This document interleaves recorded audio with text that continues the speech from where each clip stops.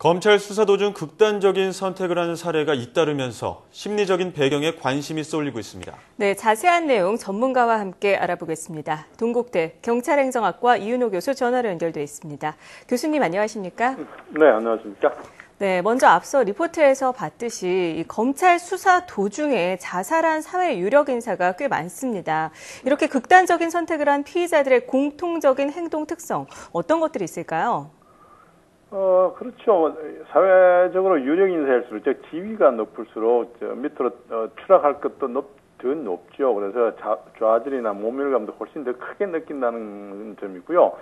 실제로 지위가 높고 명예가 많을수록 그 명예가 손상될 우려도 더 많아질 수밖에 없고요. 또 실제 그 수사 과정에서 어떤 고압적인 분위기라든가 또는 상황, 또 수사관들의 어떤 그 수사 태도라든가 이런 데서 사회적 지위가 높은 사람일수록 명예를 존중하는 사람일수록 더 큰 모멸감을 많이 느낀다고들 얘기하고 있고요. 그래서 흔히들 교수나 이런 사람들이 검찰 기관에 수사하기가 제일 쉽다고들 얘기합니다. 모멸감이나 자존감, 낮추는 그런 관행 한두 분이면 다 자백한다고들 얘기를 하고 있죠. 그런 면도 있고요. 또, 그런 것 동시에 사람들 대개 보면 자신이 처한 상황에 대해서 억울해하고 이해하지 못하고 그래서 분노하고 있는데 그런 자신의 억울함이나 분노를 들어주는 사람이 없다는 것이죠.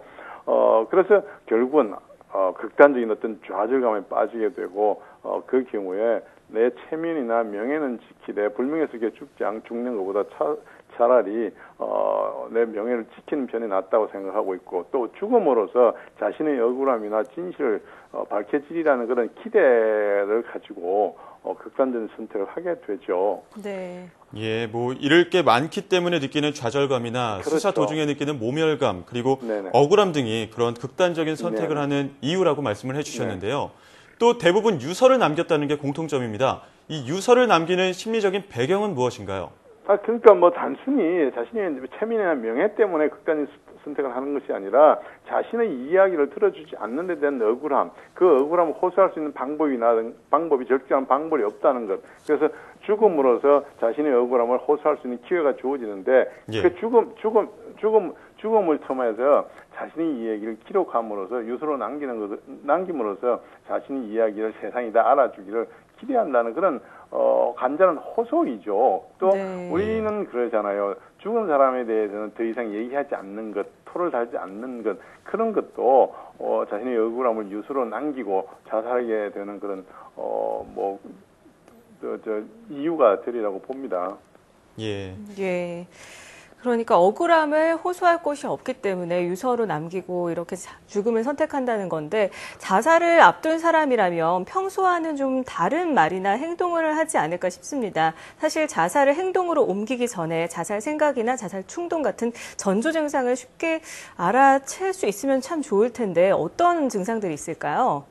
사람에 따라서 상황에 따라 이유에 따라 조금은 다르겠습니다만 예. 대부분의 전문가들의 얘기나 또는 자살 사례들을 분석해 보면 몇 가지 공통적인 자살 전조 증상이나 행동들이 있다고들 합니다. 대부분의 가장 공통적인 것이 불안해 한다든가 굉장히 우울해 한다든가 하는 기분의 문제가 있고요. 네네. 또 뜬금없이 그 가족이나 주변 사람에 대해서 미안함의 표현을 자주 하는 경우가 종종 있고요. 네네. 또 자주 울거나 눈물을 흘리거나 하는 모습들을 보이기도 하고요. 약한 모습을 자주 보인다는 얘기죠. 또 자기 주변을 잘 정리를 한다고 합니다. 누구에게 나눠줄 거 주고 그런 주변 정리를 하고요. 때로는 어떤 사람은 잠을 이루지 못하는 사람도 있는 반면에 또 누군가는 하루 종일 잠만 자는 사람도 가끔 있다고들 그러고요.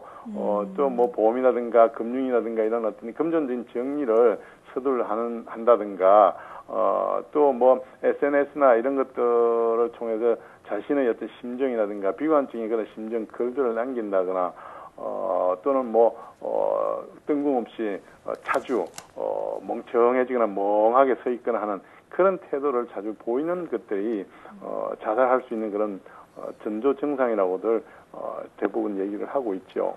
네, 이 뭐 감정적으로는 불안함이나 우울감, 뭐 미안함을 표현한다고 말씀을 해주셨고요. 네네. 행동적인 변화는 약한 모습이나 주변 정리를 네네. 한다고 말씀을 해주셨는데 네. 이럴 때 가족들의 대응도 매우 중요할 것 같습니다. 가족들은 어떻게 해야 될까요?